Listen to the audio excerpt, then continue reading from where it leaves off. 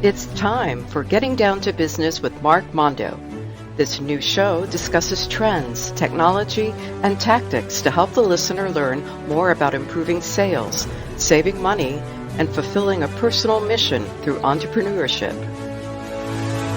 On today's show, we'll interview Chicago musician Luis Galvez about his journey to becoming a successful singer, choral director, teacher, and founder of a nonprofit organization for singers. But first, a word from our underwriter. Welcome to Getting Down to Business with Mark Mondo on WVLP 103.1 FM. I'm your host, Mark Mondo. We're on the air in Valparaiso, Indiana, and you can listen to us streaming on the website at wvlp.org or use the TuneIn app on your mobile device and look for WVLP. 103.1 FM WVLP is a local nonprofit radio station based in Valparaiso, Indiana. This show, like many of the shows on WVLP, are made possible by the generosity of donors and underwriters. We accept donations at WVLP.org. Simply click on the Support tab and make a one-time donation or sustained pledge to WVLP. All donations are tax deductible. Underwriters are made up of businesses and organizations that support the shows on WVLP. Getting Down to Business with Mark Mondo would like to thank Homes by Hortensia, a Coldwell Banker affiliate in Porter County, Indiana, for their support.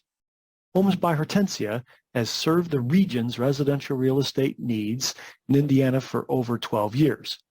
Contact Hortensia Moreno or Tiffany Zarayo at 219 Welcome to the show. In case you're a new listener, here is my backstory. Or visit homesbyhortensia.com. I've been a consultant for small businesses for the last 25 years, helping small businesses implement customer relationship management software, otherwise known as a CRM system, where I learn their business processes and customize the software to help them gain an advantage in sales, marketing, or customer service. But there is much more to becoming a success in business than just having a good CRM system. That's why I bring on guests to tell their stories and share tips on either technology, tactics, or trends they use to become successful. So let's get into it and introduce everyone here today. To one side is my producer. She's also the star soprano, and she's my wife, Mrs. Cynthia Zimmerman. Hello, hello. And to my other side is a professional Chicago musician, Luis Antonio Galvez-Alcantara. I hope I said that right. He's a native of Lima, Peru, and a sought-after singer described as the golden tenor by Hedy Weiss of the Sun Times, and a gorgeous operatic tenor voice by the Third Coast Review. In addition to performing, he teaches as the Director of Choral Music at Mary Mother of Divine Grace Parish, and he's the founder and executive director of the North Shore Opera Hour, a 501c3 nonprofit. In 2013, Luis received the Peruvian Toomey Award in recognition of entrepreneurs who build a prosperous and democratic America, demonstrating our cultural contribution and strength and the influence of Latin American immigrants. He is a graduate of the Chicago College of Performing Arts and completed the Chicago Series in Liturgical Music at St. Joseph's College in Rensselaer, Indiana. And also, he recently completed certified training in the neurovocal method for contemporary commercial singing. Wow, that was a lot. Welcome, Luis. Thank you. Thank you. Well, I invited Luis here because it's a very different perspective to make a successful career from my upbringing. A quick biography on my background. My family had several businesses over the years from the 70s to today. One of them included a landscaping business, which also was a snow plowing business in winter. Then in the early 80s, they installed cable television, not being the cable guy like Jim Carrey in the movies. Instead, the city would hire my dad's contracting firm, and they went with the big ditch diggers and the trench diggers and literally installed the cable underground throughout the cities to lay the infrastructure that we use today. That evolved into a computer-aided design service bureau, or CAD service bureau. When that market dried up, they turned it into a print shop and then eventually evolved into commercial real estate. Notice how none of that involved music or the arts. Cynthia and Louise, now you see why I just don't understand your musical theater background. I resort to things like Iron Maiden and Metallica. All I've learned about Gilbert and Sullivan is listening to you and a little bit of Sideshow Bob. Yes, Yes. those Well, it cartoons. has to start somewhere. Yes. And thank you, Kelsey Grammer. So I also wanted to lead this quote about the music industry today, and it baffles me from over here. This is from Joni Mitchell. It's a couple sentences, but I think it's really worth hearing. She states, I heard someone from the music business saying that they're no longer looking for talent. They want people with a certain look and a willingness to cooperate. I thought, that's interesting because I believe a total unwillingness to cooperate is what makes it necessary to be an artist, not for perverse reasons, but to protect your vision. The considerations of a corporation, especially now, has nothing to do with art or music. And that's why I spend my time now painting. Again, that's Joni Mitchell, not me painting. So I found this was sourced this morning on my Facebook newsfeed by a colleague who's been a guest on our show a couple of times. His name is Michael Wyan, and he's not a musician himself, but an aficionado of jazz. And he has such a different perspective on music than I do. And I got two professional musicians here, and I wanted to open the discussion on her thoughts, and I got somebody else lined up on thoughts in the music business. So what do you think? What do you think what Joni says here? Well, I've always said that in terms of being a professional musician, artist, etc., your definition of success changes over time. That's why I really love at this stage in my life where I've been singing for a number of decades, that I'm now singing with people that are in their 20s and their 30s. And it's kind of fun to see their aspirations. They're wanting to become household names at some point, like Renee Fleming or Placido Domingo, or the people that are famous now, some of these famous singers at this point that are so famous they're just escaping my mind, but but and then to see that as a seasoned performer, they can also see that if you maintain yourself and continue to work on your craft, that you can continue to serve in the music if that's what your heart desires, and that's also what success is. And for Joni Mitchell, she was, an incredible writer and artist. And it makes sense to me that at this point in her career, she's at a different point now. And so success for her isn't necessarily, let's say, becoming a household name to 20 and 30-year-olds. But probably at this point now, it's what she's leaving as a legacy in her other art form, which is painting, which for her now is a success. And that, I think, is the key. I think you wind up just redefining what is successful for you, and then you stick with it. And sometimes you get little surprises here and there. But overall, I think that if you allow that change to happen, I think that makes for a happier performer. But definitely you can tell that she was also ahead of her time in terms of women in the industry, and that she wanted to take risks and chances. And I think that's also an important part of being a musician. And there are many that have gone on to do greater things because they didn't want to be placed into a box and said, well, this is what I'm going to be.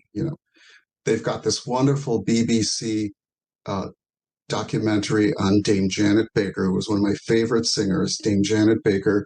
It was on for free. You could watch it about a year ago. Then they took it off, so you had to pay for it. But somehow it's gotten back on YouTube, and I shared it today. And it talks exactly about this sort of trajectory of singing and the choices she made in her life, and when and why and how she became a very well-known singer for her era.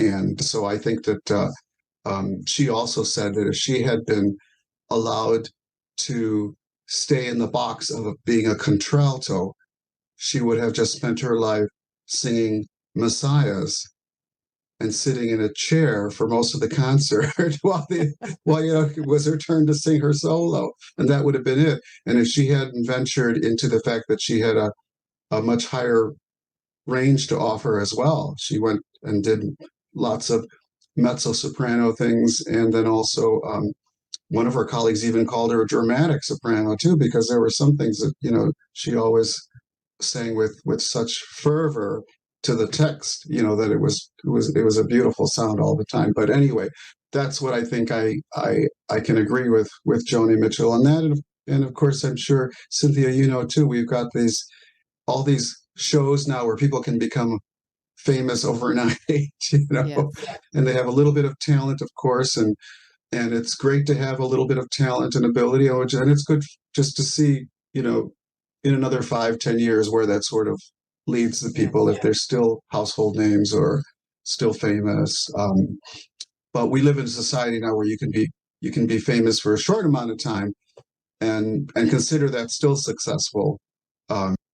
Whereas in the past, in terms of actors as well, it took a while to become established and to become a household name. But there's room in this world for everybody. And I think that we all have gifts and we all should be allowed to offer them and to find ways to continue to offer them. I think people are very appreciative of that. So, Cynthia, I need to hear your intersection of thoughts with the Joni Mitchell of the world. And I'm still waiting to bring in my next pop culture reference, which I know you just can't wait to hear. Well, I like this quote from Joni Mitchell because to me it speaks as a female musician that she stuck to her guns. She did what she felt she wanted to do and pursue in her musical career.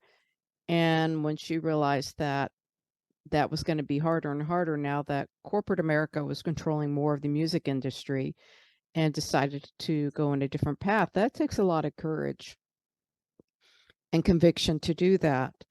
When for the average musician, it's so hard just to get employment and consistent employment. But in the end, you have to ask yourself, what kind of musician do you want to be?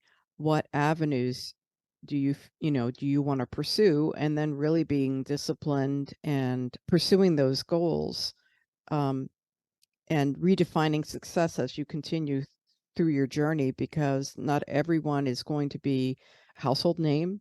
They're not going to have multiple recording contracts and world tours and anything like that. And when I see these shows with like The Voice and America's Got Talent, it's great that people can have that kind of exposure, that stage. But part of the reality of that is you don't know what goes behind the scenes in the way of managers and producers and how they can manipulate the outcome. So that's something I think for people wanting to go on that avenue, they need to really ready themselves to have a thick skin and to really stand up for themselves against what a producer, or corporate influencer might have, because they're looking at the bottom line, where the artist is looking at being true to themselves as an artist. All right. I did have another question before I get to my pop culture of the week reference, because I'm a little behind the times on pop culture, but I will ask this. Do you believe YouTube democratizes music to get somebody to that next level? Or are we just a slave to an algorithm versus a record company? I was listening to an interview at the beginning of one with Lars Ulrich, one of the co-founders of Metallica, and he is in his early 60s, and he said back then it was the record company's control gates to everything. Now, is it the algorithm? Do you think somebody has a chance to, quote unquote, go viral? It's definitely a new world, definitely, for sure. Speaking of YouTube and managers, Cynthia and I, and of course you too, Mark, we had an acquaintance that just passed away, Richard Schaff, who was the lead singer for the Sandpipers. And he just passed away, I believe, a couple days ago, and his funeral will be on Friday. But he definitely had a long career, and his music was of a certain era, and enjoyed hearing him sing, and he would come to some of our performances, and we really appreciated it. But looking back, let's say in his days and Joni Mitchell's days, which are about the same time, that if you had a performance group like a band or a group of singers, you basically had to cut a record and then go on the road to promote it. Mm-hmm. That was the way to do it then. But now with YouTube, as you're talking about, now with YouTube, you probably don't even need to do that anymore, because you get something that will get a million hits, and then you can become successful just from that, and not necessarily from having to do all this traveling like you used to have to do, because now you can promote yourself on YouTube. Everyone can have a YouTube channel, from people who play the slots. I've watched people do that. Just watch people play slots all day. Slot machines, like slot Yes. machines. Yeah. People just play slot machines, and they've got their own YouTube channels, and you watch them win and lose, and they've got humongous followings. And well, that's kind of how I try to deal with my slot machine addiction. Is I'd rather watch them play, so I don't lose my money. Let's just watch them play. And some of it is very interesting and very entertaining, but that's one area that, along with, I'm sure, like cooking shows, which became very famous during COVID, where people were doing cooking shows, things like that, and they were getting incredible amount of hits and getting awards from YouTube for the number of followers that they had and hits that they had. And so definitely technology has changed the way people can become successful, and you don't have to do the flying back and forth from one city to the next city promoting your album. Of course, people still do that. And I think that's leading to your next person. Oh, yes. To talk about. All right. I'm confused. This is I'm confused. I just want to interject one point. YouTube has democratized, in a way, people's opportunity to be heard and to make a livelihood in their field or their talent or their their area of expertise or interest. But it also waters down, I think, a lot of the talent, because there's so much out there that you're, somebody that is very highly trained and a wonderfully gifted musician might not still get all the likes and the, YouTube award for this music that they're performing, compared to somebody who can lip sync or do renditions of artists, do cover versions of other artists' music. And it's because it's popular music, they are getting all these hits. So there's two sides to this coin, so to speak. So and I think it saves a step too with speaking of singers, with auditions and competitions.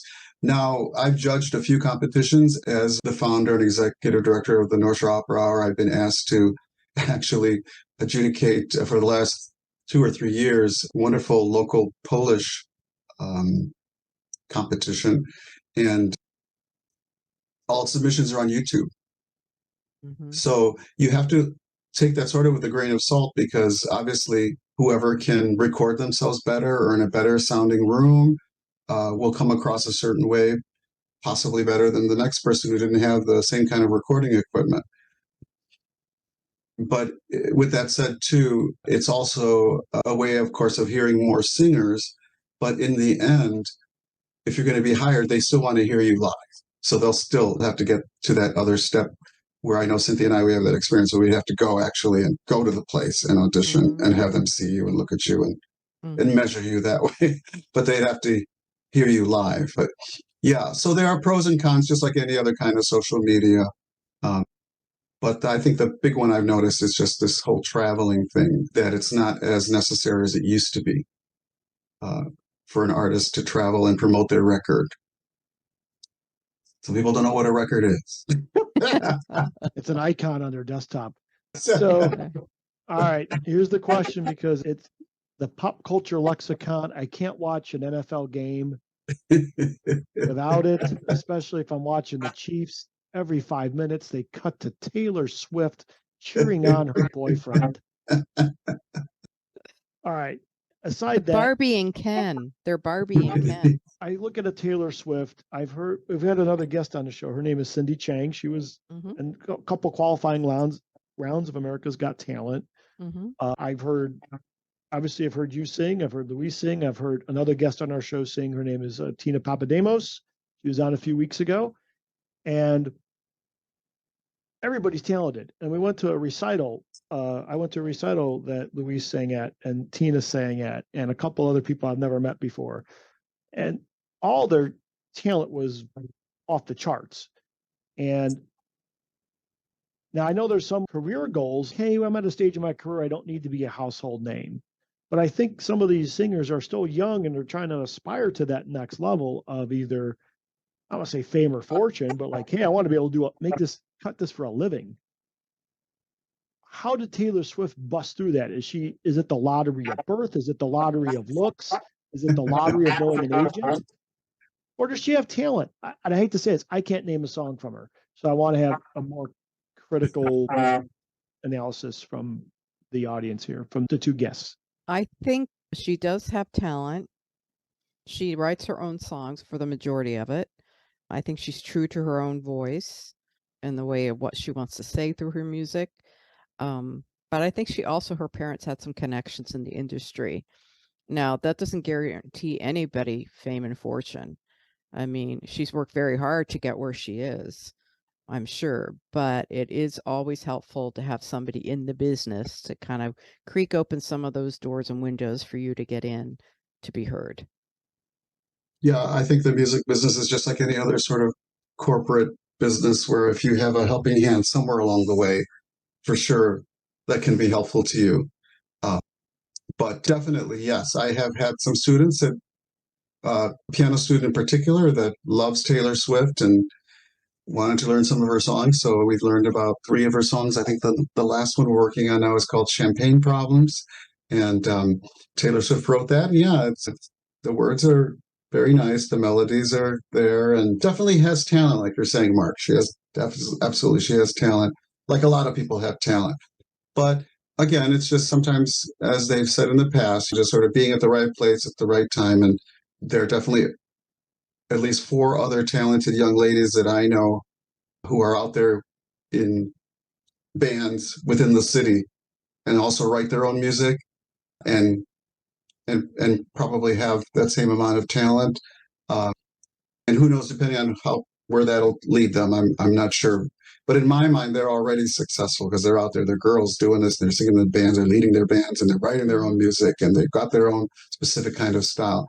But definitely that whole thing with Taylor Swift, I heard this morning on the radio that definitely it's great that she's an entrepreneur herself. She's a woman. She's really having a great effect on the economy, I guess, because of all those touring dates and the ticket sales and what it did for the cost of getting a hotel room just to attend the concert. And so that overall effect has been just great on the economy. And I think from what I know of her personally, in terms of what I've heard her say on programs, she seems like a very nice young lady, and just happens that she and her boyfriend now are kind of like the girl and boy next door, the Barbie and Ken of this particular era. And it's creating a little more attraction towards them, yes, but it definitely can be a little overwhelming sometimes when you're just all you hear about is that. But, right. But that can go away quickly too. So we'll just see where it leads to. But if it's helping the economy, I think anything that'll help the economy, that's a good thing. She is her own economic engine, essentially. She is. Yep. Yeah, she really is. The GDP of Taylor Swift is now equal to Liechtenstein or something. Who knows? So let's pull some similarities here. So you alluded to, I didn't pull up a Wikipedia page on Taylor Swift. There's a support system. There's been a recurring theme on my show that it's not just that Horatio Alger story of, I just do it all myself. I was singing with Taylor Swift is on the side of a street in Hollywood with a tin cup dingling, and all of a sudden an agent shows up and she gets a contract. What kind of systems have to be in place for a musician to start succeeding? Well, in my opinion, of course, I think Cynthia said this already, you do have to work on your trade, whatever it is. So you have to really continue to try to maintain it. So definitely you should be continuing either to take voice lessons or have a vocal coach or have somebody that you can rely upon who can give you some honest feedback about how you might be sounding on something. That's definitely still kind of an important thing, especially for those of us that are now in the 5th or 6th decade of singing. You really have to prepare your voice in a different way. I've always been lucky because the type of voice that I have, which sort of is a sort of a baritone kind of voice, always had a richness and a weight to it that forced me to always have to up or do something before I could even try to sing well or blend well in a choir, for instance, or of course even sing well as a soloist. I mean, you have to really work towards it. So I've been lucky that way, that my voice never just came out just because I wanted it to. Right. We Right? both were given the talent of singing, but we had to work on the craft to get it to where we could be successful with it. And it's like any other muscle in your body. If you don't use it regularly, you lose it. You have to keep it in condition, and you have to learn to have a healthy lifestyle to pursue your performing. And You can't party like Motley Crue. nope. Not all the time, maybe occasionally, Not all the time. but yeah, not all the See, time. notice my references are not Gilbert and Sullivan partying performers and using Yes, hair metal we from the know. 80s. That's okay. The other thing I think that also helps is we're talking about that. So preparing yourself and your instrument and make sure that's in the best shape that it can be, of course. And then I would say having a support system is very good. So some people are luckier than others. I haven't been as lucky, quite frankly, but when you have, let's say, somebody that's supporting you financially or can help you pay for these auditions and pay for these trainings and pay for that is the difficult part of being an entrepreneur really in the business, because Raising that's capital. expensive. Yeah. Raising capital. It's hard. But yet the other side of it is, in which I have found successful for me, is that you can still be generous without always expecting something in return. And I think that's one thing where I differ with a lot of my teaching colleagues right now, especially with some of the ones that I've met through my contemporary commercial training of the voice. I think that you can be generous, and occasionally you can still sing for less, or sing for your supper, or sing for a bit of the experience to meet people, without it becoming abusive. And you have to sort of find that line for yourself, because everybody has a different line for that. But the amount of times that I've sung for free, let's say, I've always made the choice myself and said, okay, this is going to work for me at this time. This is what I can do. And believe it or not, sometimes that singing, I think, can be even more beneficial to the person listening to it than sometimes when I'm paid to do something and I've got all the nerves and everything else like that behind that, and then that doesn't become satisfying, either to me or to the listener, because I'm a nervous wreck about it, But sometimes you do have to find that line for yourself where you can be generous with your gift, but then also be wise about not falling into someone taking advantage of you, let's say. Right. So, but that comes with everyone's personal choice. You will find that for yourself where that sort of falls in. I was raised in the church, and so worked for the church, for 40 years. So for me, an opportunity to sing for something when I was younger was just great. And then I went through a period where I would say, no, I can't do it unless I get paid some money. And then I'm on this other side of it now, where I said occasionally, yeah, I'll definitely sing for a pizza or something. But if we're having fun within a group, be happy to do it. And it might bring some other people some joy to hear a song that they might like or something. I don't find it personally insulting. I'm very happy to do it, but everyone has to find that for themselves. Sounds like with me with consulting. Yeah. It kind of does. Like, can I be generous to that? Maybe answer one more question, right? Maybe. Oh, it's a quick question. Yeah. In the tech support world, a quick question. 1 hour later. There is this thing that the Jewish people believe in mitzvah, and I've sung with the same temple for the last 30 years. And when you do something generous or good and you put it to creation of the atmosphere, it can come back to you. And sometimes that's the way it is. I think in this day and age now, with the Me Too movement especially, people aren't tolerating being taken advantage of anymore, not the way it used to be. And so you can find ways of being generous to everyone, and yet, like I said, not being overwhelmed or being taken advantage of.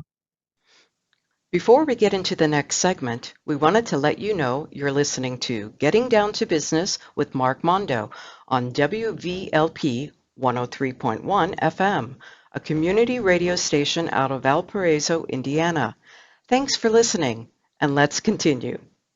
I would like to now know, Louise, how did you get started in music? What was your journey? Did you go to a specific teacher? Just share with us how it all started for you. Well, like I had said, I really worked a lot for the church, and that's really kind of how it started, because I went to Catholic grammar school and Catholic high school. And in Catholic grammar school, I think in second grade is when we usually would do our first communion or make our first communion or receive our first communion. And I think the story my mother tells, she would say that she bought like a small little chord organ, a household little chord organ. And she actually bought it for my sister, Rosa, my older sister, to learn how to play on it, because we do have musical grandparents, especially. Both of my grandparents on either side were sort of like the party musicians for all get-togethers. One played the violin and one played the guitar, and they would play typical music for the parties. And I think even my father's father, my paternal grandfather, he even played a little more professionally, I believe, from what I was told. He could read notes and things, whereas my other grandfather, my mother's father, just did it mostly by ear.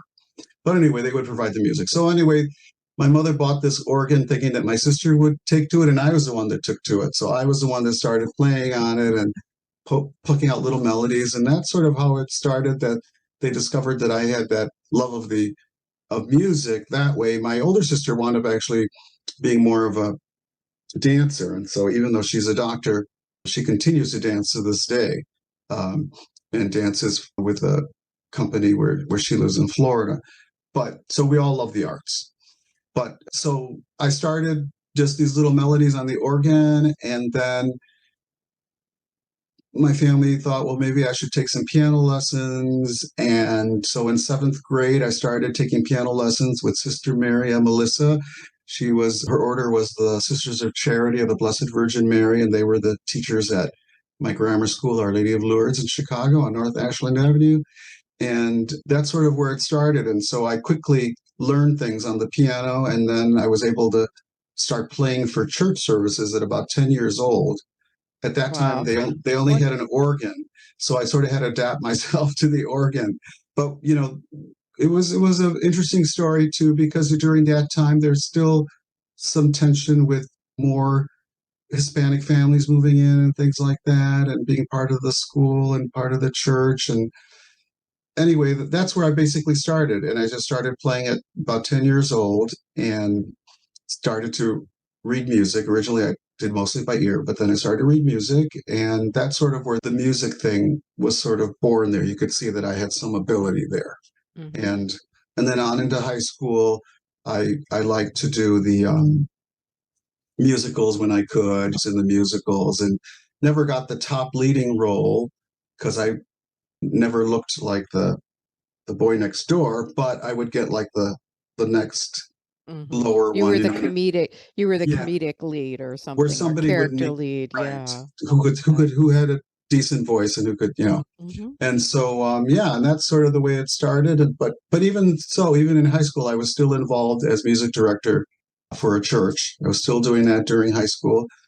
And then as I went on to college, I wound up getting my teaching certificate in music education. And that was really something that I'm glad I sort of did that, because I think that really was what was helpful to me financially, to be a teacher, K through 12 teacher, even though I never did teach full time, but I was able to do that and to not only gain the teaching experience, but also I was able to still sing in professional groups that I had the time to do it. So that was that. And then continuing in my work in the church, then I needed some more liturgical training. So I went to St. Joseph's College in Rensselaer, did a 3-year program for music in the liturgy.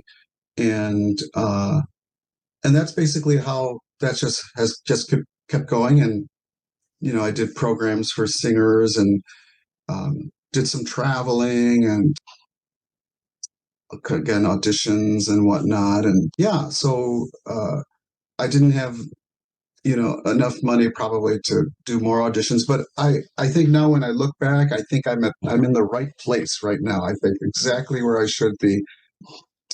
I feel like I'm better off being at a place where I can set roots.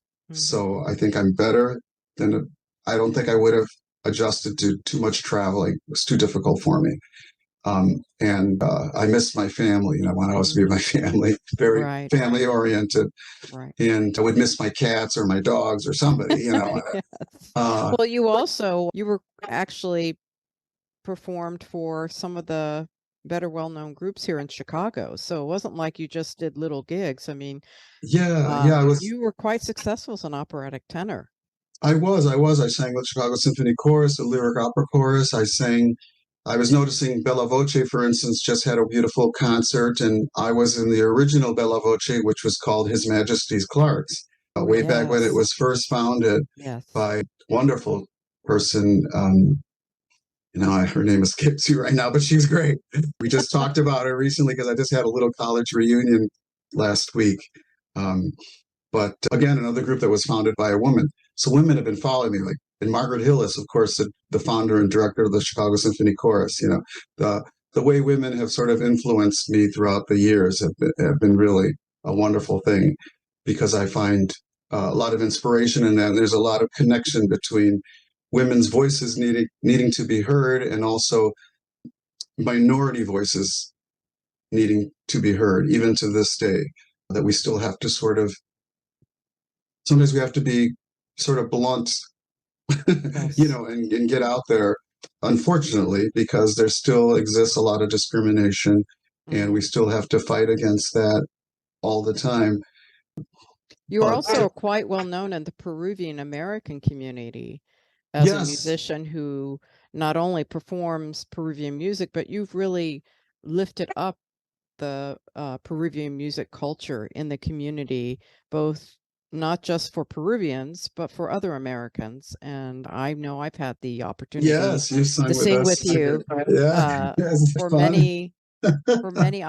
many Peruvian related performances, and it's been wonderful. And I think you even got an award for that, in addition to the Toomey Award.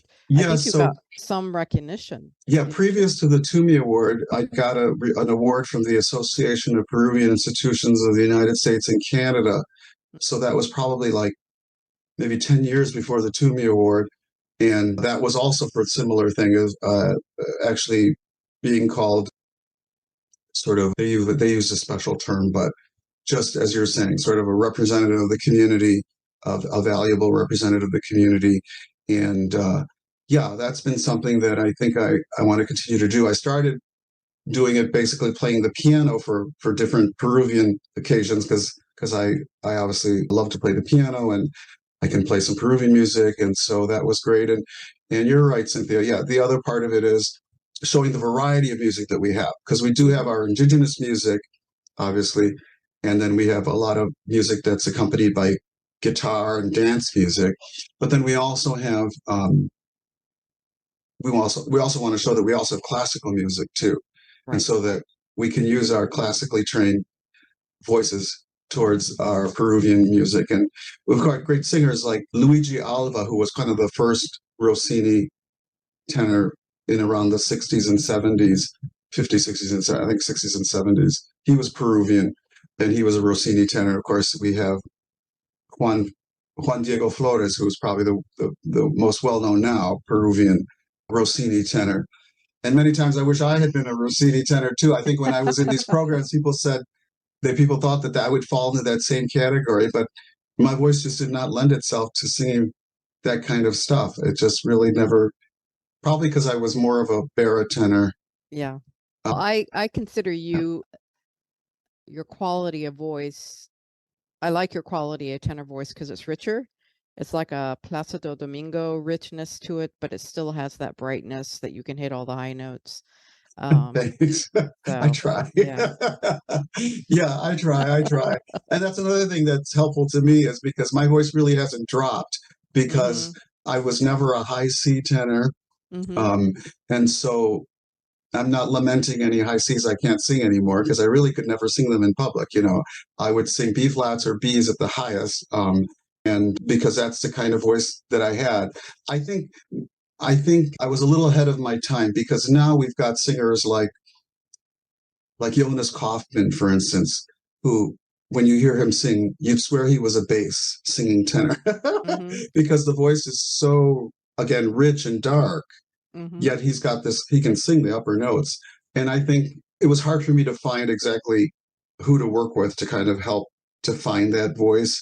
Also, you've seen my cats here. You can't see them, but because we're on the radio, but the cats, I definitely have some form of allergies, but I love my animals too. So I've had to sort of just make a decision. Well, some days my allergies affect me more than others, but definitely, I think, I'm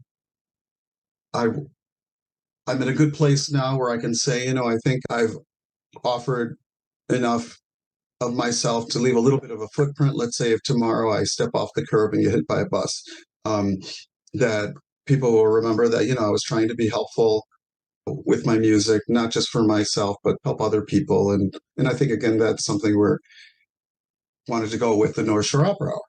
Yes. Well, that I remember when that started, it was you and I and Tina were all singing at Christ Church in their choir as their section leaders. And there was a lot of interest with the parishioners there wanting to hear us perform. And we all agreed that we wanted to do something that was kind of a pop-up tent version of opera performing. And so we came up with the North Shore Opera Hour, where passion and music meet. And it was it was to be basically, we come in and we do a program of operatic music, but it wouldn't be staged. We wouldn't have costumes, everything. It would just be a nice 1-hour recital of music. And it sometimes would have some musical theater in it, and sometimes it would not, but it would depend on what the audience wanted. And it was a way to give us more opportunities to perform because we were all having difficulties having opportunities regularly to perform outside of our church and temple gigs. And so that's how it started. And then you, as the founder and executive director, also were just wonderful at getting us started at different venues. You would find us different venues to perform in Skokie, Winnetka, Chicago. We've also done Taste of Peru, we've done that in the past many, many times throughout the years. We're on our 10th year of our farewell tour, I think. That's right, 10th year of our farewell tour. We're like Cher. That's right. Without the plastic surgery. One more time. Yeah, or Rolling without Stones, the plastic surgery. But I'll let you take over from there. But I just know that there was a need, and we were looking for something that was different from the other classical groups that were out there, classical musical groups. Yeah, I just saw that there were other groups, of course, that could put on fully staged productions, and you could go to that, or you could obviously just go to the Lyric Opera to see if you wanted to see something that was fully staged. But because I've always liked older TV programs, I happened to be introduced for my voice teacher, I think, and even before that, because I still like to watch old videos of singers, but the Firestone Opera Hour or the Voice of Firestone, they would have a 1 hour variety show where they would highlight one singer, and the one singer would come and always sing the same song at the beginning and at the end, and they would have them in different little scenes singing some of their greatest hits. And usually, of course, somebody would be narrating it too, or talk about the scene upcoming. And so that's really kind of like what I continue to sort of envision sort of myself as sort of like Alistair Cook coming out and sitting in a wing chair and then introducing singers. And for this hour, we're going to hear, songs about mothers, as we've done in the past, or other theme shows. I know we've talked about possibly doing just Gilbert and Sullivan, or famous duets of romance. Famous duets, yeah, because people always love to hear those things. And right.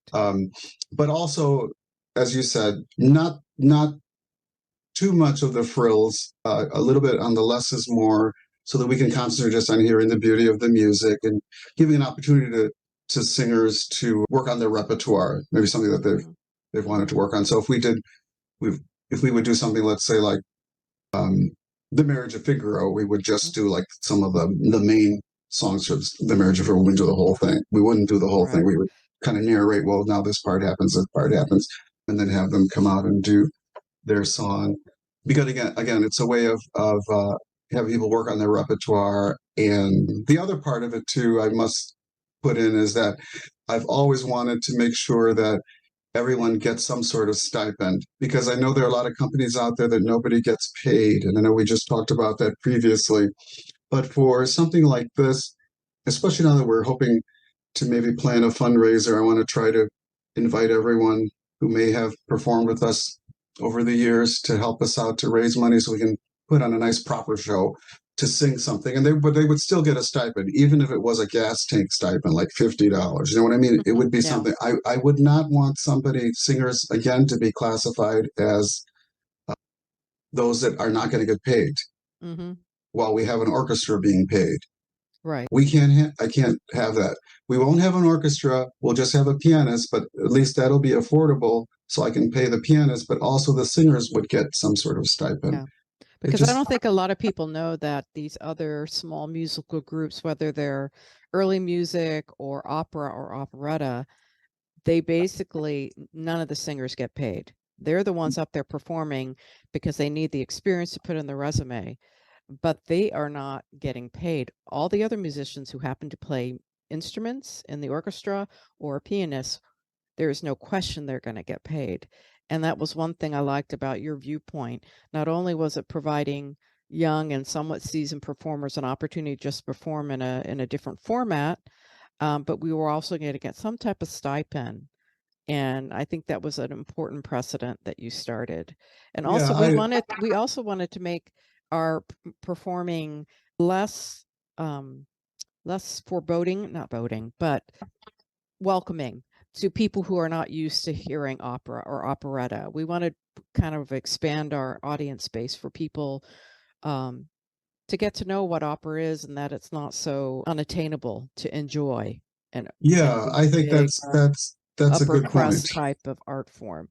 Yeah, and also because that's a two-way street. It also, I think, also helps to have the singer themselves also then not have so much anxiety over something. Because one thing that I've heard as a music director, as a choir director, people have told me over the years is, at least I make it fun, So I'm trying to make it fun. I don't want it to be work for people, because I've worked in musical organizations where the providing of the music is made under duress. And that absolutely limits you as a performer right off the bat.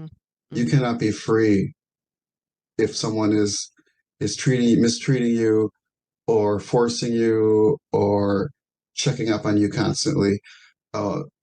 If I had a singer that I knew was having some issue maybe learning the music during a rehearsal process, I never doubted for a minute that person wouldn't be able to sing the music well when it came time to perform it. That never was, and it even happens now with choirs. I don't necessarily spoon feed people and say this, that. No, I want people to be expressive on their own, and I know that people will be able to learn it. They'll do it. It'll be great, and it'll be lovely. And we won't need to have to stress people out to perform something nice. Mhm. And then of course that transmits to the audience, because then the audience feels that tranquility as well, and we're listening to something beautiful, something funny, could still be serious, could still be about death, but it could, but the way I've always felt it, because it's part of my personality, is, Mark, I was trained by the Three Stooges. Now you're talking about mentors. Yes, I can see that as a support group, Larry, Moe, and Curly. Because we learn so much as youngsters, watching cartoons and Bugs Bunny and Right. variety shows. And whenever I see Cynthia, I see Carol Burnett. I just see you. I Yes. see you are Carol Burnett. You have lots of her expressions and all that stuff. And so we grew up on those kinds of variety shows. Mhm. And you could tell that in those shows, the people were having fun. They're still working hard, but They came they're from a center of joy and passion and respect. yes, Yes. yeah, Yes. and like I said, with the Me Too movement now, we no one's tolerating divas and divos anymore, and you can't be Mhm. taken advantage of anymore. You Mhm. have a voice now. You can say, no, this isn't right. I'm not going to do this just because you tell me this is going to help me or whatever. No, I'm going to be true to myself, and I will find my path, because that's how it was for me too. I mean, I had those Me Too movements, Me Too movement experiences as well, where I could have certainly fallen prey to some of that.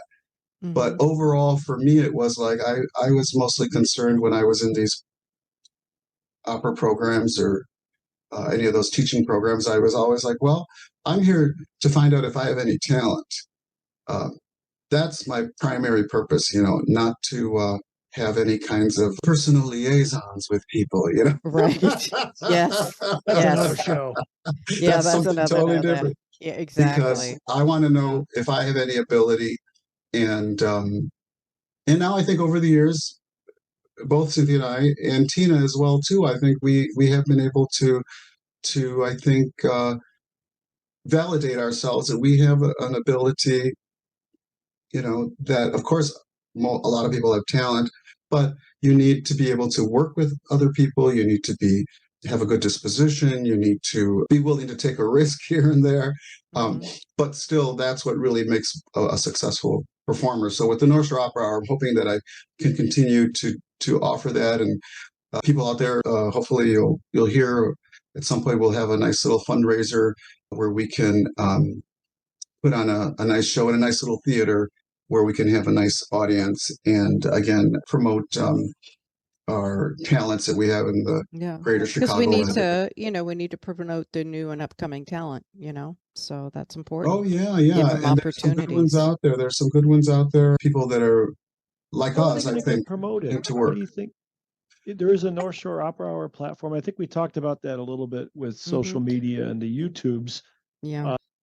One of I the was gonna ask him what the challenges are, because I kinda know it, but for the audience, I'd like him to Yes, share what the challenges are of promoting a nonprofit yeah. and keeping it viable, because Well, I think it's a challenge. you need a staff. That's the first thing, and yeah, because one person can't do the whole thing.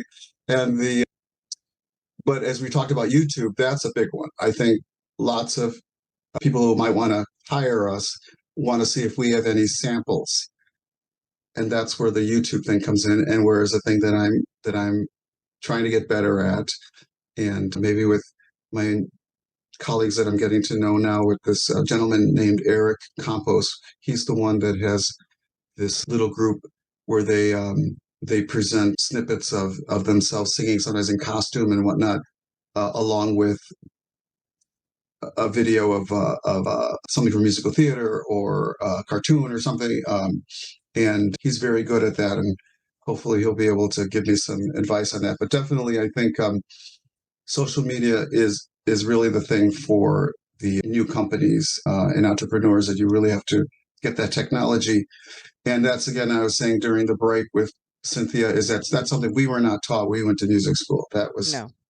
nothing that we were Now taught to do. it's second nature that you be your own your own manager, entrepreneur, branding your image, branding your voice is second nature to a lot, and that all based on technology, which I think for you, Tina and I, and many others kind of learned very quickly during COVID how to use that for our music to keep it going. Being able to record remotely, using Zoom, being remotely in different parts of the same building and recording together. So there was a lot that I think older musicians learned about technology during COVID. Yeah, and the great thing I see with the young people is that they're so open to that. They know that they can still be involved in the music business, not necessarily always as singers, let's say. Yes. Some of them go into wigs and makeup, transcribing music, because a lot of the graduates now are being taught how to write music and how to transcribe it through computer programs. So a lot of colleagues that I've met on the side, they will transcribe music, either composers' handwritten music, which then they will write out in notation, for you to be able to read it, or they can take a song off YouTube, and if you need the melody, in they'll your write it key or out. something. Yes, they'll just put it in. They're very good. So the kids these days, they're really good at trying to branch out into other areas that are still going to help them. Some of my students are into recording books. They're using their voices for recording books. They're getting into this business of recording books and doing audio books. Yes, and voiceover. When we started, your options in addition to performing was teaching, conducting, what you're doing, and being either being a producer or a director of an organization or a small company. And now, because of technology, that's even expanded more to what one can do as a musician to bring in income, because it's hard to make a living. You have personal expenses. And I think for you, an inside joke for the two of us is getting that health insurance card. It's really hard to get health insurance when you're an entrepreneur. And even musician or not, it's rough. Hard. Yeah, it's hard for everybody. Yeah, and that's one of the things too that I've been relatively lucky in the sense that I've continued to continue to work for the church, and so having benefits and insurance has been an important thing. As we get older, obviously we get more health issues. So when I see young singers in their 20s and 30s with a lot of aspirations, that's great, but that would only go so far as long as your health is with you. Right. So if you have some sort of health issue, then it makes it a little more difficult. But yeah, definitely that's an important part of being an entrepreneur, is being able to afford your own health care. And hopefully within the next decade, maybe we'll continue to work on that as well. The United States will be able to offer that a little more even. Absolutely, because we need that for not only our physical well-being, but for our mental, spiritual well-being. We're reaching the end of the hour, and I like to thank my husband, Mark, for keeping us on the level and on time today. We kind of swapped roles. And yes, we did. So thanks. And I'd like to thank Luis for coming on the show today and sharing his experience and insight as a musician's approach to remaining self-employed in a really tough business. Thank you for having me. Oh, it's been a pleasure. If you missed some of the show today, you can listen to the replay on Thursday at 1 p.m. Central Time on WVLP 103.1 FM or live stream at www.wvlp.org. And we store the past shows on Mark's website at www.mondocrm.com/podcast, or you can listen to the podcast on your favorite app at any time. We're listed in Apple Podcasts, Google Podcasts, Spotify, TuneIn, iHeartRadio, Amazon Music, and Podbean. Just search for Mark Mondo and the show will come up, and you can subscribe to the show for the latest updates. And the show is now on YouTube. Just search for Mondo CRM or Getting Down to Business with Mark Mondo, and the episodes will come up on the YouTube feed. Thank you very much for spending time with us today, and we hope to see you next week.